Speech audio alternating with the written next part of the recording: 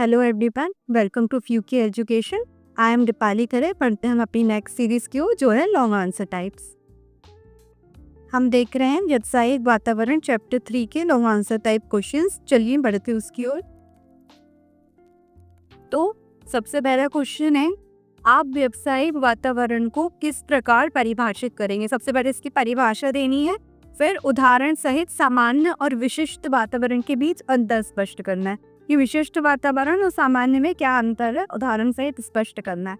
तो अवधारणा में व्यावसायिक संगठन के नियंत्रण की बाहर की सभी शक्तियां, जितनी भी बाहरी संगठन की, चाहे वो संस्था हो या व्यक्ति हो, सम्मिलित होकर एक व्यावसायिक वातावरण बना रही है। ठीक है, कि योग को भी उनकी एक यूनिट को या योग को हम क्या बोल रहे हैं, बिजनेस एनवायरनमेंट कह रहे हैं। ठीक है, यहाँ वर्णित शक्तियां विभिन्न प्रकृति की हो सकती हैं। अब जो बाहरी शक्तियां, जिनको हमने क्या योग माना है, संस्था या व्यक्ति, तो वो कितने प्रकार की हो सकती है शक्तियां।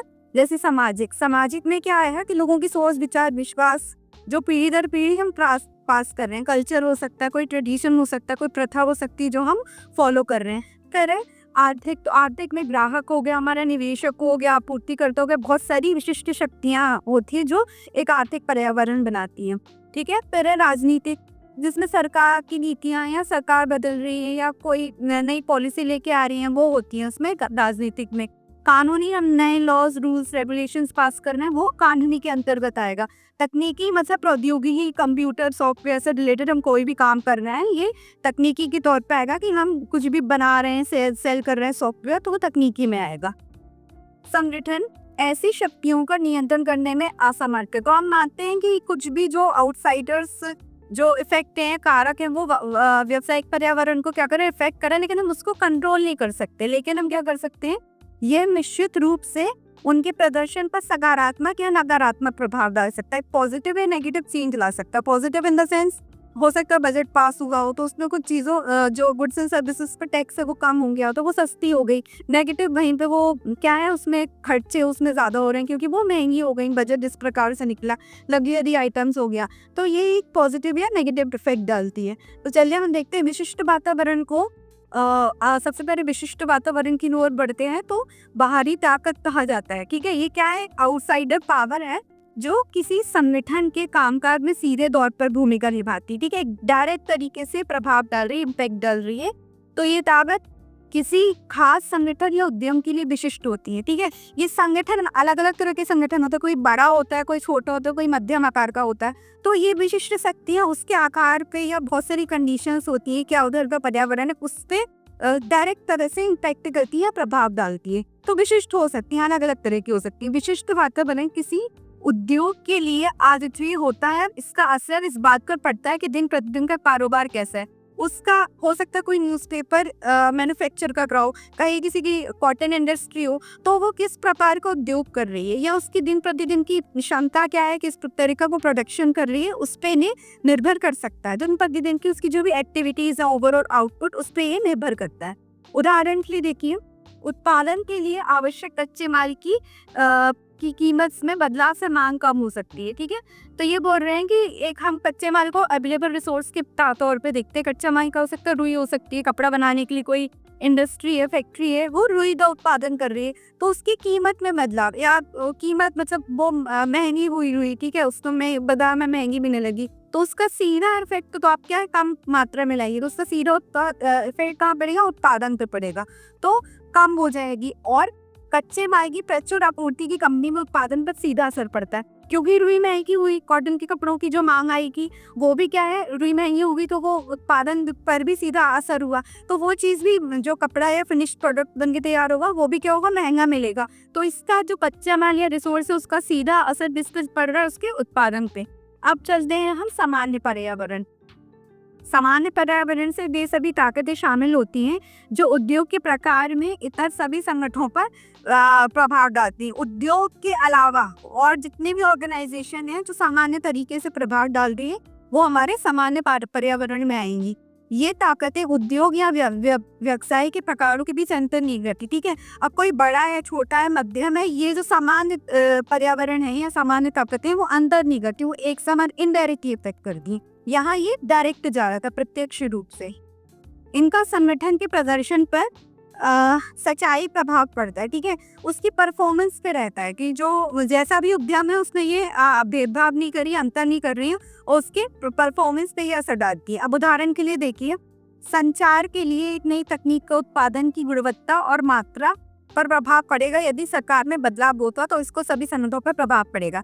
अब ये जो सामान्य पर्यावरण में सरकार हो रही है, सरकार अगर बदलती है तो एक नई तकनीक का उत्पादन की गुणवत्ता, कोई भी टेक्नोलॉजी बन रही है उसकी वो प्रोडक्टिविटी या उसकी क्वालिटी पे इफेक्ट करेगी। और सरकार में बदलाव होता है, जैसे कभी बीजेपी है, कभी कांग्रेस आई, या अगर सरकार बदल रही तो वो नीतियां भी बदलेगी। तो उससे सामान्य शक्तियां संगठन पे ना भेदभाव करके या अंतर करके ये सामान्य तरीके से एक प्रकाश डालती है। तकनीक चेंज हो जाए, संचार का तरीका बदल जाए या सरकार बदल जाए, तो ये इन दोनों में डिफरेंस था जो हमने इसके पॉइंट की तरह उदाहरण के तौर पे देखा। हमने इसकी परिभाषा दी, फिर दोनों में अंतर की और उदाहरण देख के चलते हैं नेक्स्ट क्वेश्चन की ओर। आप कैसे तर्क देंगे कि किसी व्यवसाय की सफलता उसके वातावरण से महत्वपूर्ण रूप से प्रभावित होती है? तो यहाँ पे एक तर्क मांगा है कि किसी व्यवसाय की सफलता में उसके जो एनवायरमेंट है उसका एक स्पेशल रोल होता है। तो चलिए देख लेते हैं। कोई भी संगठन अपने आप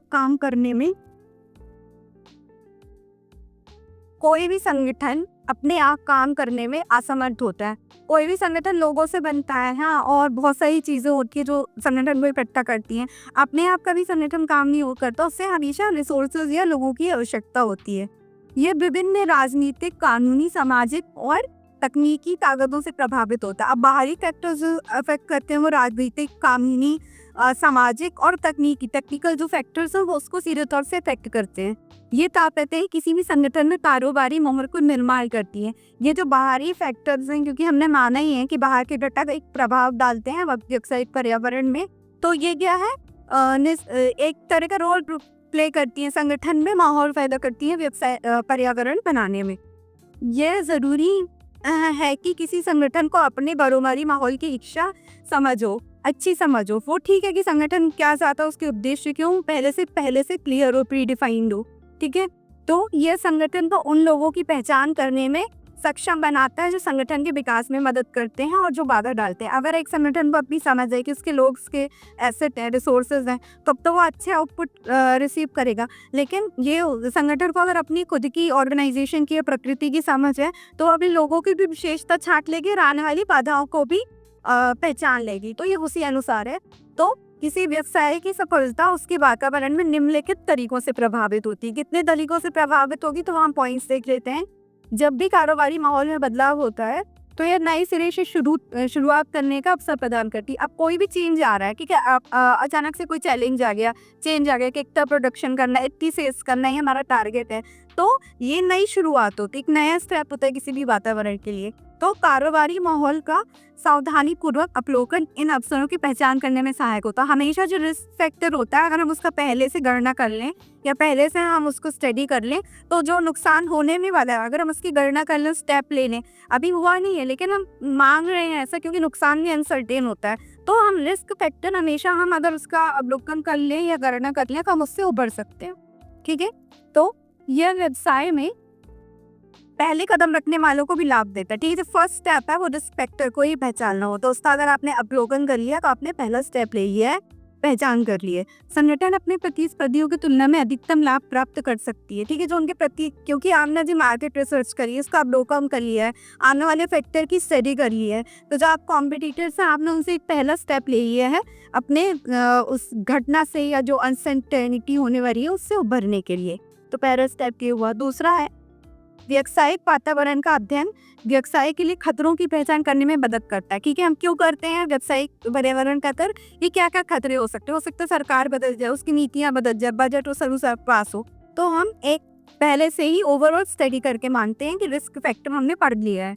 ये उन नकारात्मक शक्तियों का मुकाबला करने के लिए निवारक उपाय देती है, सॉल्यूशन देती है। जो भी नेगेटिव कंडीशन होगी उसके लिए हमें एक फलपूर्ण मतलब पॉजिटिव सॉल्यूशन देती है कि हम इस कंडीशन से इस तरह उभर सकते हैं। तीसरा है पर्यावरण मशीनरी, कच्चा माल, श्रम आदि जैसे स्रोत या इनपुट प्रदान करता है।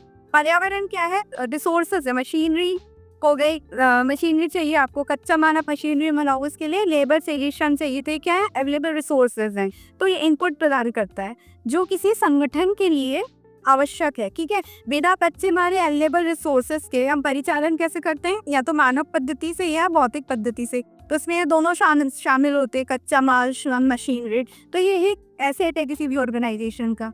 इसीलिए संगठनों के लिए पर्यावरण से उन संसाधनों को चुनना और उन्हें वांछित उत्पादों में परिवर्तित करना समझदारी है।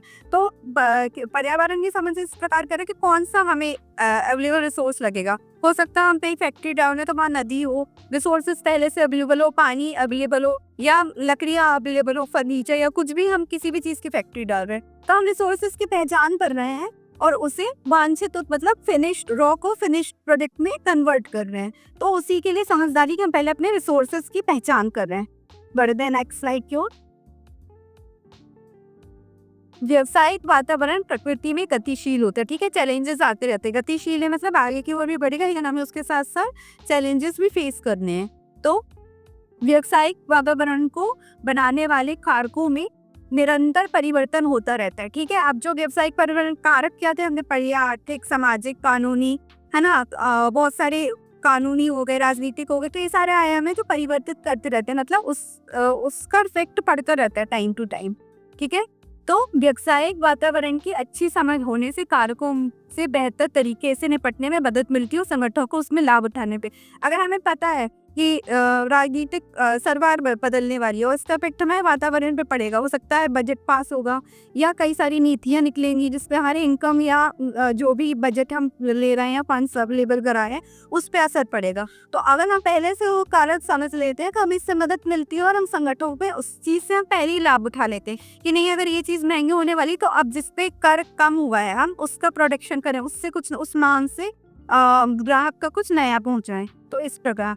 पांचवा है कारोबारी माहौल के विश्लेषण के दौरान विभिन्न खतरों और अवसरों का पता चलता है। ठीक है, अब हम एक माहौल के अगर विश्लेषण करें, उसकी स्पेशलिटी देखना है तो उसमें हमको कुछ ना, जैसे हमें प्रॉफिट और लॉस की स्थिति पता होती है, उसी अनुसार हम अवसरों और खतरों की पहचान करें। ठीक है, कि ये अपॉर्चुनिटी है, लोगों में क्या क्रेज बढ़ रहा है, कारों का क्रेज बढ़ रहा है तो वो किस तरह की, तो ये अपॉर्चुनिटी है। अब खतरा क्या होगा कि लोग टू व्हीलर अब कम प्रेफर कर रहे हैं। ठीक है, या टू व्हीलर ले रहे हैं तो वो इलेक्ट्रिसिटी वाली देख रहे हैं, अब वो पेट्रोल पे इतना बेस्ड नहीं है। तो हम खतरों और अवसरों दोनों की पहचान कर रहे हैं।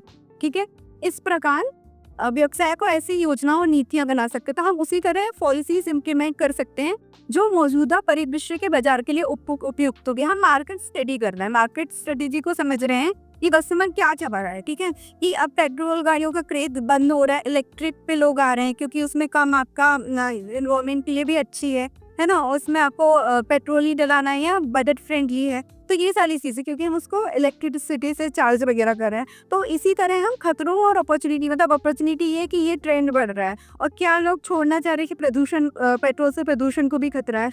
तो यह अवसर और जो लाभ है दोनों की पहचान कर रहे हैं या खतरों की पहचान कर रहे हैं। नेक्स्ट है खतरों और अवसरों के बारे में जानने से व्यक्ति को इन बदलावों को बेहतर तरीके से अपनाकर अपने प्रदर्शन को बेहतर बनाने में मदद मिलती है। और अगर हम जब अवसरों का पहले से पूर्णतः ज्ञान रख रहे हैं, किसमें हमें हानि होगा, किसमें लॉस होगा, तो हम इसमें बेहतर परफॉर्मेंस हमारी बेहतर हो सकती है। स्थिति के लिए तैयार रहना सर्वश्रेष्ठ प्रदर्शन की में मदद करता है। हमेशा कंडीशन के लिए आप पहले से रेडी हैं, प्लानिंग आपने ऐसी की है कि आप रिस्क से उबरने के लिए पहले से एवर रेडी हैं, प्लानिंग कर ली है आपने, सॉल्यूशन निकाली है कि अगर ये स्थिति हुई तो हम इस तरह से उभर सकते हैं। तो ये हमेशा हमारे लिए हेल्पफुल होता है। बढ़ते हैं हम नेक्स्ट सीरीज की ओर, नेक्स्ट क्वेश्चन की ओर। तो थर्ड क्वेश्चन है हमारा, व्यावसायिक वातावरण के विभिन्न आयामों को उदाहरण सहित समझाइए। जितने भी आयाम हैं उसको हमें निम्नलिखित तौर पे समझाना कि क्या एक सीधे तौर से इफेक्ट डालते हैं, उसको हमें समझाना है। तो चलिए देख लेते हैं। व्यावसायिक वातावरण के निम्नलिखित आयाम है। उन्होंने पूरे नहीं पूछ लिए हैं, सामाजिक, आर्थिक, तकनीक जितने, उसको हमें उदाहरण से व्याख्या करनी है। तो सबसे पहले है आर्थिक। तो आर्थिक आयाम यहाँ पर्यावरणीय आयाम का इस्तेमाल किया गया है, तो वो थोड़ा शब्दों पे हमें ध्यान देते चलना है। तो आर्थिक आयाम में आय, शेयर बाजार और ब्याज दरें जैसे आर्थिक चार शामिल होते हैं। अब इसमें हमने क्या किया, आय, क्योंकि हम आर्थिक पैसों के लेन देन या इन टर्म्स ऑफ मनी बात कर रहे हैं, तो उसमें सबसे पहले क्या है कि इनकम आई है हमारी। शेयर बाजार, मार्केट की कंडीशन क्या है, ऊपर चढ़ रहा है, बुलिश है या बियरिश है, ठीक है, क्योंकि ये भी बहुत बड़ा प्रभाव डालता है चीज़ों पे, लोगों पे, सब पे, शेयर बाजार। फिर ब्याज करें, इंटरेस्ट रेट की सस्ती हो रही है, बजट किस प्रकार पास हुआ, सस्ती हो रही है ब्याज दरें या घट रही हैं, तो ये आर्थिक में शामिल है, जो सीधे व्यवसायिक उद्यमों के कामकाज से संबंधित होते हैं। अब अगर कोई बजट पास हुआ, उसमें इनकम टैक्स रेट उन्होंने चेंज कर दिया, है ना, तो वो रेट चेंज हो गए, जो उनके स्लैब में आता है इनकम स्लैब चेंज हो गई, तो उससे भी लोगों पे असर पड़ा, तो उससे शेयर बाजार के आपका इफेक्ट होता है, या कहीं वॉर हो रहा है तो उससे भी हमारे शेयर मार्केट बहुत इफेक्ट होता है। तो ये सीधा कामकाज पे, जो किसी का भी उद्यम है उसका कामकाज है, उससे सीधा संबंधित है। उदाहरण के लिए देखिए, उदाहरण के लिए यदि उपभोक्ता की क्रय शक्ति में वृद्धि होती है तो इससे स्वचालित रूप से वस्तुओं और सेवाओं की मांग में भी वृद्धि होती है। क्रय शक्ति मतलब जो वो खरीदने की जो उसकी पावर है, बाइंग पावर, उसमें शक्ति होती है, तो वो डेफिनेटली तौर पे अगर क्रय शक्ति उसकी बढ़ रही है तो उसमें क्या है, जो गुड्स एंड सर्विसेज है उसकी भी मात्रा मांग ज्यादा होगी कि भाई वो उसके पास खरीदना चीजें सस्ती हो गई हैं, पैसा उसके पास अवेलेबल है, तो वो गुड्स और सर्विसेज भी ज्यादा से ज्यादा खरीदेगा। जबकि क्रय शक्ति कम है तो मांग में कमी होगी, अब वही चीजें महंगी हो गई, ठीक है, तो वो जो उसकी खरीदने की पावर है वो भी घट जाएगी, उससे भी चीजों में इफेक्ट पड़ेगा, कमी आएगी, ठीक है। दूसरा है सामाजिक आयाम। तो सामाजिक आयाम में विभिन्न परंपराएं जो कल्चर हम फॉलो कर रहे हैं, ठीक है, रुझान, सामाजिक मूल्य और संस्कृतियां शामिल है। परंपरा जैसे हम दिवाली मना रहे हैं तो वो आज से नहीं मना रहे हैं, हम कई वर्षों से मना रहे हैं, कि उसके पीछे जो कथा प्रचलित है कि रामचंद्र जी आए, उसके स्वागत में दिए जलाए गए, तो ये क्या है, परंपरा है जो पीढ़ी दर पीढ़ी हम पास कर रहे हैं। फिर रुझान, कोई भी रुझान है, मतलब कि कोई आर्ट हो गया, कल्चर, उस फॉर्म पे हम मोटिवेट कर रहे हैं। सामाजिक मूल्य, सोशल वैल्यूज हो गई कि लोग फिटनेस के प्रति जागरूक हैं, या कुछ उनकी जो सामाजिक क्रियाएं हो गई वो हो गई। सांस्कृतिक, जैसे विभिन्न तरह के नृत्य वगैरह हो गए, मणिपुरी, कथकली, तो ये संस्कृति पीढ़ी दर पीढ़ी हम क्या कर रहे हैं, पास कर रहे हैं अपनी जनरेशन को, तो ये शामिल है। उदाहरण के लिए कंपनियां धार्मिक त्योहारों का उपयोग उन वस्तुओं के उत्पादन के लिए कर सकती हैं जो अवसर को पूरा कर सकती हैं। आप ये बोल रहे हैं कि कंपनियां उन त्योहारों का उपयोग, मतलब अगर दिवाली आ रही तो दिए जो होते हैं, कच्चे दिए या फैक्ट्री में पटाखे वगैरह बनते हैं, उसका उत्पादन ज्यादा से ज्यादा होगा क्योंकि वो उस अनुरूप है, तो उन वस्तुओं सेवाओं का प्रोडक्शन ज्यादा होगा जो अवसर को पूर्ण करती है। पटाखे, वही होली आ रही तो कलर्स का चलन हो जाता है, तो ये इस प्रकार से देखा जा सकता है। तीसरा है तकनीकी। तो इस आयाम में व्यवसाय में होने वाले सभी तकनीकी पर्यावरण पर सुधार शामिल है, ठीक है, जितने भी हम टेक्निकल रिसोर्सेज यूज कर रहे हैं, ठीक है, टेक्निकल परिवर्तन मतलब टेक्निकल चेंजेस हो गए और उसमें जो हम इम्प्रूवमेंट लाते हैं वो है। तो इसमें उदाहरण के लिए देखते हैं, इसमें कई उदाहरण हो सकते हैं, जैसे कंप्यूटर की शुरुआत जिसने सूचना एकत्र करने के तरीके को बदल दिया, ठीक है। अब कंप्यूटर आएगा जो जिसने क्या है, सूचना इन्फॉर्मेशन कलेक्ट की थी, उसको हमने डिजिटल फॉर्म में डाला था। तो कंप्यूटर की शुरुआत एक नया रेवोल्यूशन लेके आई थी, ठीक है। मोबाइल फोन से हम क्या कर सकते हैं कि अब आजकल तो और भी एडवांसमेंट हो गया मोबाइल फोन्स में, कि नई नई टेक्नोलॉजीज आ रही हैं, आईफोन्स आए, फिर बहुत सारी अब आती ही जा रही हैं, तो रहेंगे क्या है, टेक्निकल चीज के तौर पर उभर रही है। अब इंटरनेट हाल ही में हुए विकास है, ठीक है। इंटरनेट पे क्या है, हम किसी भी कहीं पे बैठे किसी भी व्यक्ति से कनेक्ट कर सकते हैं, कुछ भी सेवाएं और जो गुड्स एंड प्रोडक्ट सर्विसेज मंगा सकते हैं, तो ये इंटरनेट के माध्यम से है। प्रौद्योगिकी क्षेत्र में खुद को अपडेट ना करने वाले व्यवसाय खुद को प्रतिस्पर्धा से के बाहर परेशानी में पा सकते हैं। तो जो टेक्निकल चेंजेस आ रहे हैं, जो व्यवसाय टेक्निकल फ्रेंडली नहीं है, वो क्या है, जो कॉम्पिटिटर्स हैं या कंपटीशन की लाइन से बाहर हो सकते हैं। क्यों, जैसे आप ई कॉमर्स वेबसाइट्स है, तो आज से कोई भी प्रोडक्ट है वहाँ लिस्टेड होता है, जो कंपनियां नहीं लिस्टेड कर रही है अपने प्रोडक्ट, या ऑफलाइन के अलावा ऑनलाइन नहीं है, अवेलेबिलिटी नहीं करा रही, तो वो क्या कंपटीशन से बाहर होते जा रहे हैं। तो ये तकनीकी आवाम के अंतर्गत आएगा। चलते नेक्स्ट की ओर। चौथा है कानूनी। इस आयाम में सरकार द्वारा पारित किए गए विभिन्न कानूनी नियम और कानून शामिल, रूल्स और रेगुलेशंस इसमें शामिल होंगे। चलिए देखते हैं। गैर अनुपालन व्यवसाय के लिए कानूनी परेशानी का कारण बन सकता है, ठीक है। जितने भी कोई एक्ट बना के, चाहे वो मेजरिंग एक्ट आ रहा है या गुड्स एंड सर्विसेज को नापा जाता है, उसका तोल माप क्या है, वो भी एक अधिनियम के तौर पे, तो जितने सारी चीजें हैं वो इसके अंतर्गत आएंगी।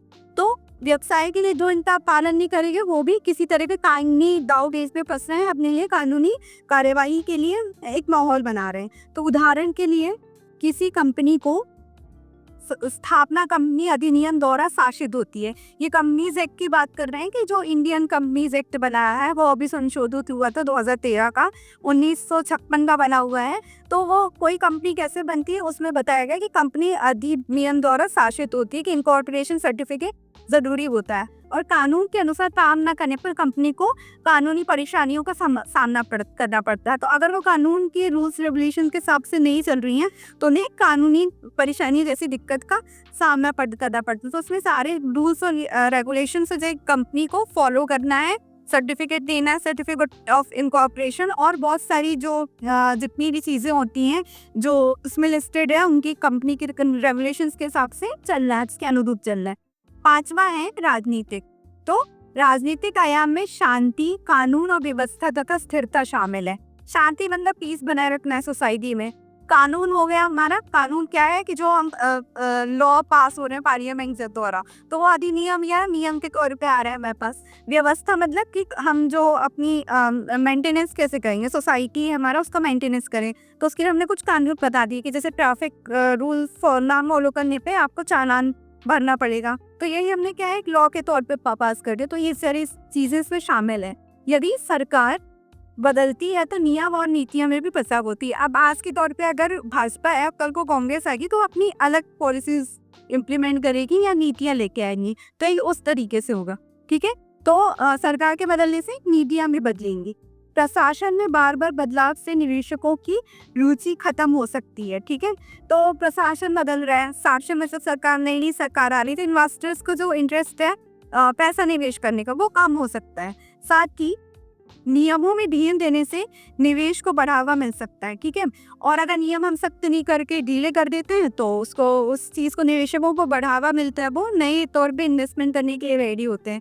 ठीक है, इसका एक उदाहरण 1981 में नीति का गठन है जिसमें भारतीय अर्थव्यवस्था को दुनिया के लिए खोल दिया। ठीक है, तो इसका जो 1991 के उदारीकरण है, ये सारी जो पॉलिसीज आई थी इसमें क्या था, जो इंडियन इकोनॉमी थी उसके लिए नए द्वार खोले थे कि बाहर की जो कंपनियां सार्वजनिक क्षेत्र हमने घटा के कम कर दी तो, और जो FDI फॉरेन डायरेक्ट इन्वेस्टमेंट था वो बढ़ा दिया था, तो वो उन नीतियों के तहत था। ठीक है, बढ़ते हैं नेक्स्ट क्वेश्चन पे। अब ये चौथा क्वेश्चन बोल रहा है, भारत सरकार ने 8 नवंबर 2016 की मध्य रात्रि को 500 और 1000 रुपये नोटों का विमुद्रीकरण घोषणा की। डिमोनेटाइजेशन की बात हो रही है जिसमें 500 और 1000 के नोटों को अवैध घोषित किया गया। परिणाम स्वरूप उस स्थिति में मौजूद 500 और 1000 के नोट वैध मुद्रा नहीं है, अवैध हो गए, वो मुद्रा अवैध हो गई। तो घोषणा के बाद भारतीय रिजर्व बैंक द्वारा 500 और 2000 के मूल्य वर्ग के नए नोट जारी किए गए। तो सरकार ने क्या किया था, ये नोटों को हटा के 500 और 2000 के नए नोट लेके आई थी। ठीक है, उसके तहत घोषणा हुई थी।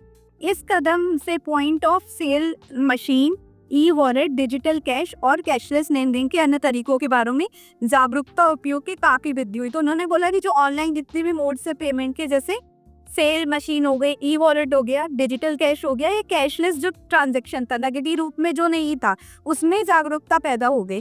साथ ही मौद्रिक लेन देन और प्रगटीकरण के पारदर्शिता बढ़ने में संग्रह के रूप से सरकारी राजस्व में वृद्धि हुई थी। इससे जो सरकारी कर था या सरकारी जो टैक्स था उसमें वृद्धि हुई। लोग क्या टैक्स जमा करने लगे क्योंकि हमने लोगों से उनकी जो संपत्ति थी वो पैसों के रूप में वापस ले ली। ठीक है, जो पैसों का अवैध चलन कम कर दिया और नए नोट जारी करती है, तो उसमें जो हमारा गवर्नमेंट टैक्स था या वो राजस्व था उसमें भी वृद्धि हुई। तो ऊपर रेखांकित व्यावसायिक वातावरण के आयामों को गिनाइए। तो इस डिमोनेटाइजेशन के इफेक्ट में क्या क्या आयाम है उनको गिनाना है। तो सबसे पहले इसमें हमसे पूछा गया है, दूसरा पूछा गया है विमुद्रीकरण की विशेषता, डिमोनेटाइजेशन की स्पेशलिटीज बतानी है और जो व्यावसायिक वातावरण इसके आयाम को गिनाने। तो सबसे पहले का उत्तर देखते हैं। का में व्यावसायिक वातावरण के निम्नलिखित आयामों पर यहाँ प्रकाश कारक है। तो यहाँ पे हमने निम्नलिखित आयाम पे प्रकाश डालना है। सबसे पहले राजनीतिक। ठीक है, सरकार ने 8 नवंबर 2016 को मध्य रात्रि में 500 और 1000 रुपए के नोटों को विमुद्रीकरण की घोषणा की। ये कब की पॉलिसी है? 8 नवंबर 2016 को प्रधानमंत्री नरेंद्र मोदी द्वारा घोषित की गई थी। कि जो 500 और 1000 के नोट है वो अब अवैध हैं, अब वो चलन में नहीं रहेंगे। यह सरकार द्वारा कुछ संस्थान द्वारा धन के अवैध उपयोग को रोकने के लिए उठाया कदम है। ठीक है, अवैध मतलब वो टैक्स जमा नहीं करे थे, कर्ज जमा नहीं करे थे। बहुत सारे जो श्रेणी थी या बहुत सारे जो लोग थे, संस्था की संगठन थे, लोग थे, वो कर को नहीं दे रहे थे। कर जो सरकारी कर या इनकम टैक्स के स्लैब में जो आते हैं वो उनको नहीं दे रहे थे। तो ये कदम इसी कारण उठाया गया। ठीक है, फिर वैध 500 और 1000 के करेंसी नोट वैध मुद्रा नहीं रहे। अब क्या है, वो इलीगल हो गए, अघोषित हो गए कि और तथा 500 और 2000 के नए मुद्रा बनकर, मतलब सरकार ने, रिजर्व बैंक ऑफ इंडिया ने नए 500 और 2000 के नोटों को छापा, उन्हीं को चलित मुद्रा के रूप में लागू किया। तीसरा है तकनीकी।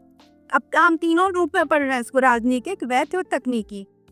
जब विमुद्रीकरण हुआ तो नकदी की कमी हो गई। ठीक है, अब विमुद्रीकरण हुआ तो क्योंकि हम लोगों से ही लोग बैंक पहुंच गए पैसे जमा करने के लिए, और नए जो करेंसी है पुरानी नोट को नई करेंसी में बदलने के लिए, तो इससे जो हमारा कैश ट्रांजैक्शन था वो कम हो गया, जिससे पेटीएम जैसे ई वॉलेट, अब जब इन्होंने डिजिटल फॉर्म में, हम अब और जाने लगे कि हमारे पास डिजिटल फॉर्म में कितने तरह की पेमेंट अवेलेबल है, तो उसमें ई वॉलेट हो गया आपका।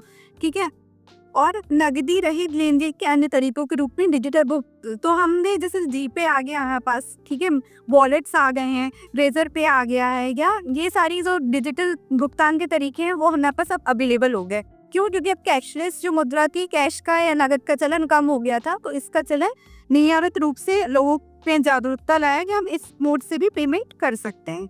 ठीक है, अब यहाँ पे है विमुद्रीकरण की विशेषताएं। ठीक है, इसकी स्पेशल इम्पोर्टेंस बताई है हमने डिमोनेटाइजेशन की। तो पहला है, काले धन रखने वालों को और कर चोरी करने वालों को बेनकाब करने के इरादे से विमुद्रीकरण किया गया था। जो कारण टैक्स नहीं पे कर रहे, ब्लैक मनी रख रहे हैं, ठीक है, और कर चोरी जो टैक्स नहीं पे कर रहे हैं, उन्हीं के लिए कदम उठाया गया था कि सरकार सबसे सारी जितनी श्रेणियों में जो टैक्स स्लैब में आते हैं, इनकम स्लैब में प्राणी, वो सारे क्या है, टैक्स जमा करें। तो ये कदम उसके लिए उठाया गया था। दूसरा है लोगों की बचत में वृद्धि। ठीक है, अब लोगों की सेविंग्स जब अब ज्यादा को बचत ज्यादा हो, उसमें वृद्धि होनी, उसमें इंक्रीज हो रहा था। ठीक है, पहले लोग बैंक के बजाय घर पर ही पैसे रखते थे, और इस कदम के परिणाम स्वरूप बैंक में बचत हुई। ठीक है, अब क्या था, लोग बैंक पहुंचने लगे, सेविंग्स अकाउंट्स खुलवाने लगे। पहले क्या, तिजोरियों में घर में पैसे रखे जाते थे, क्योंकि लेन देन जो होता था वो नगद होता था। तो अब इसमें इस चीज में वृद्धि हो गई कि अब लोग बैंक पहुंचने लगे, वहाँ सेविंग्स अकाउंट। तो ऐसे में सरकार को ये मेंटेन करना इजी हो गया कि किसी के पास कितना पैसा है, क्योंकि सब चीज ऑनलाइन थी। ठीक है, बैंक के फॉर्म में थी, डिजिटल थी, जो दिख रही थी, अकाउंट में शो हो रही थी। तीसरा है, इससे बैंकों में ब्याज दरें कम करने में मदद करी। जो बैंक का इंटरेस्ट रेट था वो कम हो गया। ठीक है, बैंक की ब्याज दर कम होने लगी कि अब सब चीजें अकाउंट में थी, आप शो कर रहे थे, ऑनलाइन आप देख सकते थे। चौथा है, डिजिटल भुगतान के उपयोग को लोकप्रिय बनाना, धोखाधड़ी को कम करना। अब एक सेफ पेमेंट बोर्ड हमारे पास आ गया था, जैसे हम ई वॉलेट, डिजिटल वॉलेट, ये सारी चीजें बहुत आसान हो गई थी हमारे लिए। इसके तहत हम बहुत आसानी से पेमेंट वगैरह भुगतान कर रहे थे, जो सेफ था। ठीक है, वो बिना धोखाधड़ी या फ्रॉड के सुचारू रूप से हम कर सकते थे। ओके, चलते हैं नेक्स्ट क्वेश्चन की ओर। तो यहाँ से इसमें पूछा है इसकी आवश्यक विशेषताएं क्या हैं। ये जो 3 पॉलिसीज की 91 के तहत आई थी, लिबरलाइजेशन, प्राइवेटाइजेशन और ग्लोबलाइजेशन, उसकी हमें स्पेशलिटीज़ या इंपॉर्टेंस बताना है। तो सबसे पहले है उदारीकरण, तो जिसको हम बोलते हैं लिबरलाइजेशन। तो उदारीकरण की आवश्यक विशेषताएं हैं। उदारीकरण के कारण लाइसेंसिंग नीतियों को समाप्त कर दिया गया। जो कंपल्सरी लाइसेंस की नीति थी कि व्यापार करने के लिए एक लाइसेंस होना चाहिए, सार्वजनिक क्षेत्रों में लगता था जो ज़्यादातर। तो जब हमने उदारीकरण किया, तो क्योंकि उसमें निजीकरण को भी हमने क्या किया था, जो निजी क्षेत्र थे वो भी विकसित होने लगे थे। तो जो लाइसेंस होनी चाहिए हर कंपनी या स्टैब्लिश करने के लिए, तो वो नीति को हमने इसके तहत समाप्त कर दिया। केवल कुछ मुट्ठी भर उद्योगों को ही बरकरार रखा गया, जैसे कि सिगरेट, शराब तथा उपकरण, दवा और खतरनाक रासायनों के निर्माण से जुड़े उद्योग। तो इसमें हमने कुछ ही उद्योग रखे, जैसे जिसमें क्या था, मुट्ठी भर के उद्योग, मतलब बहुत लिमिटेड जो उद्योग थे प्रोडक्ट्स के, वो रखे हैं, जिसमें सिगरेट, तेंदूपत्ता स्कीम या जो सब भी चल रही थी उसके तहत। शराब भी क्या हो गया, ये एक तरह का असामाजिक चीज़ें रहती, मतलब लोग, सरकार इनसे क्या करती है, डायरेक्ट से टैक्स वसूल करती है। और रक्षा उपकरण, सिक्योरिटी जो ओरिएंटेड डॉक्यूमेंट्स थे वो दवा और खतरनाक राशन, जो स्पेशल तरह के राशन हम बना रहे थे। उदारीकरण के तहत हमने क्या किया, कुछ लाइसेंस की, हर कंपनी को बिजनेस व्यवसाय स्टार्ट करने के लिए लाइसेंस की आवश्यकता को समाप्त कर दिया। लेकिन इसमें कुछ ही उद्योग हमने या कुछ ही प्रोडक्ट्स रखे जिसमें सिगरेट, शराब या जो जरूरी उपकरण थे, सिक्योरिटी ऑक्यूमेंट्स जो थे, या खतरनाक रायसन, मतलब जहाँ पे कोई प्रोडक्शन हो रहा था जिसमें रिस्की रायसन वगैरह या पदार्थ बनाया जाता था, उसमें हमने इसको शामिल रखा।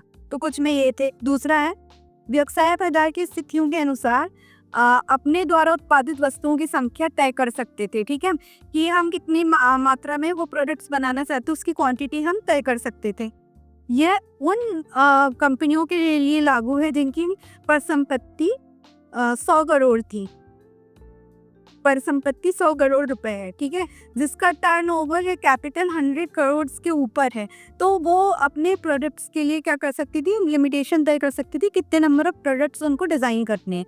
ठीक है, तो अपने द्वारा उत्पादित जो भी वो गुड्स या प्रोडक्ट्स मैन्युफैक्चर कर रहे थे, तो ये उन कंपनियों पे लागू हो रहा था जिनकी कितनी टर्नओवर, क्या कैपिटल की टर्नओवर कितना 100 करोड़ था, 100 करोड़ रुपए थी। ठीक है।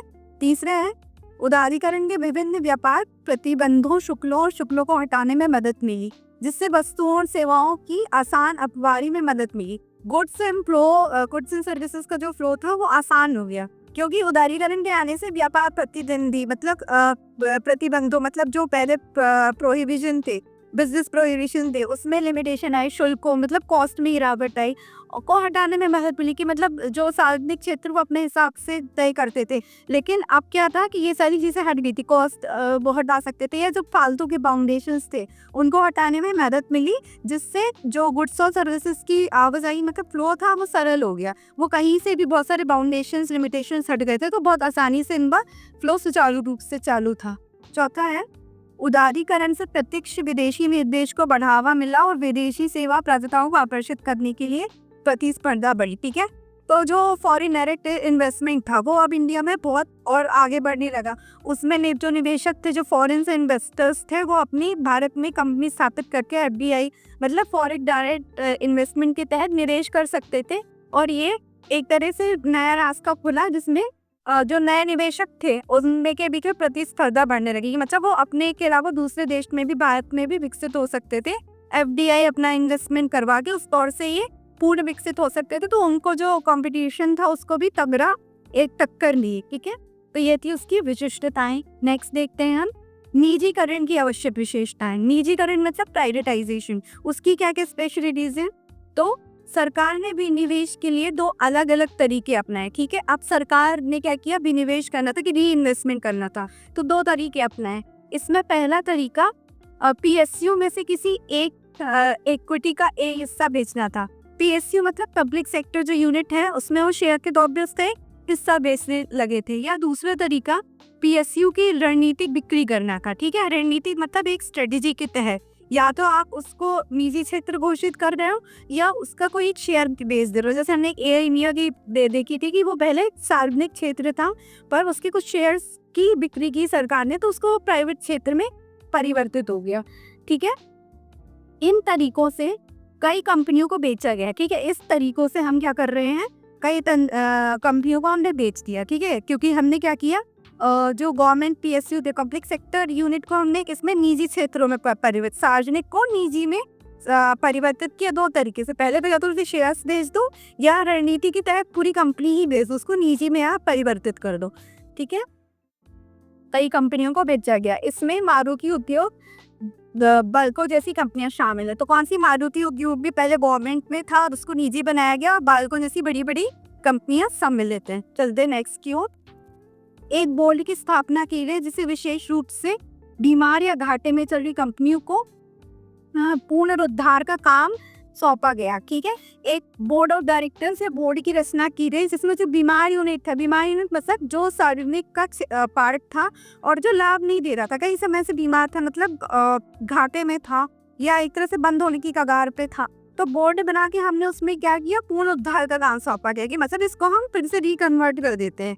ठीक है, इसे औद्योगिक और वित्तीय पुनर्निर्माण बोर्ड के नाम से जाना जाता है। इसको क्या बोलते हैं? इंडस्ट्री और फाइनेंशियल जो बोर्ड है उसके नाम से हमने जाना गया। मतलब एक बोर्ड की स्थापना की, उसमें जो वो क्षेत्र शामिल थे सार्वजनिक के, जो लगातार लाभ नहीं दे रहे थे या नुकसान में चल रहे थे या खत्म होने की कगार पे थे, तो हमने बोर्ड बना के उसकी स्थापना की और उसको हम इस बोर्ड के नाम से औद्योगिक और वित्तीय पुनर्निर्माण बोर्ड के नाम से जाने जाते हैं। ठीक है, लास्ट है निजीकरण में सार्वजनिक क्षेत्र की भूमिका काफी कम हो गई। जो पब्लिक सेक्टर्स थे हमारे, क्योंकि निजीकरण का मतलब ही प्राइवेटाइजेशन है, तो जो सार्वजनिक क्षेत्र थे वो लगातार घटने लगे, क्योंकि अब निजी कंपनियां थी वो स्थापित होने लगी थी। ठीक है, अब केवल 8 कंपनियां ही सरकारी नियंत्रण में, कुछ ही कंपनियों थी जो क्या है पब्लिक सेक्टर उसमें आएगी, सार्वजनिक क्षेत्र में आएगी, जिसमें से 8 कंपनियों की संख्या हो गई थी। वर्तमान स्थिति में केवल 3 उद्योगी सरकारी नियंत्रण में है, वे है परमाणु ऊर्जा, रेलवे और परमाणु खनिज। अब आज एट प्रेजेंट देखें तो सिर्फ कुछ ही कंपनियां बची हैं जो सरकार के उद्योग में है, उसमें से है नियंत्रण में, मतलब सरकार के कंट्रोल में, वो है परमाणु जहाँ बनते हैं, बम वगैरह विस्फोटक कार्य हो रहे हैं। परमाणु ऊर्जा, रेलवे सबसे बड़ा अंडरटेकिंग है गवर्नमेंट का। रेलों का जो गठन है वो उसी बोर्ड के दौर किया गया था। और परमाणु खनिज वगैरह, पदार्थ वगैरह कुछ भी बना रहे हैं या उपज कर रहे हैं, तो वो उसके कारण है। तो जो सार्वजनिक क्षेत्र थे उनकी संख्या कितनी 8 तक हटा दी गई, और जो उसमें कंपनियां सम्मिलित है वो है परमाणु ऊर्जा, रेलवे और परमाणु खनिज। ठीक है, चलते हैं नेक्स्ट स्लाइड की तरफ। अब है वैश्वीकरण, जिसको हम क्या बोलते हैं? ग्लोबलाइजेशन। ये भी 1991 की पॉलिसी के तहत है, तो उसकी विशेषताएं निम्नलिखित हैं। ठीक है, तो इनमें सभी व्यापार बाधाओं जैसे ट्रैफिक, व्यापार प्रतिबंध, सीमा शुल्क आदि को हटा दिया या कम कर दिया गया। ग्लोबलाइजेशन में हम क्या कर रहे हैं? जो हमारे देश की, हमारी टेरिटरी की अर्थव्यवस्था के साथ हम दूसरे देशों की अर्थव्यवस्था भी समझ रहे हैं, उसमें हम क्या करें? सुचारू रूप से गुड्स एंड सर्विसेज का फ्लो बढ़ा रहे हैं। तो उसके कैसे बढ़ाएंगे? हमने जितने भी बाउंडेशन थे, ट्रैफिक लगता था, ट्रैफिक मतलब कि बहुत, मतलब बाउंडेशन है, ट्रैफिक है कि आज सुचारू रूप से प्रवाह नहीं था, सेवाओं और वस्तुओं का सेवाओं का वो ट्रैफिक हटा दिया हमने। व्यापार प्रतिबंध, इस तरह के टैक्सेस लगते थे, ड्यूटी लगती थी, जैसे एक्साइज हो गया। तो सीमा शुल्क जो आपको एक सीमा के कारण महंगा हो जाएगा, मतलब एक देश की सीमा से दूसरे देश की सीमा में जाएगा, तो वो जो प्रोडक्ट है वो कॉस्टली हो जाएगा, तो वो हमने हटा दिए, उसको कम कर दिए, जिसके परिणाम स्वरूप भारत में आर्थिक व्यापार हुआ। भारत से भारत में आर्थिक व्यापार हुआ, मतलब सशक्त तरीके से फाइनेंशियल रूप से भारत सुदृढ़ हुआ, मजबूत हुआ, स्ट्रॉन्ग कैपेसिटी आई। ठीक है, तो आर्थिक व्यापार हुआ, मतलब आर्थिक जो फाइनेंशियल स्टेटस था वो उभरने लगा।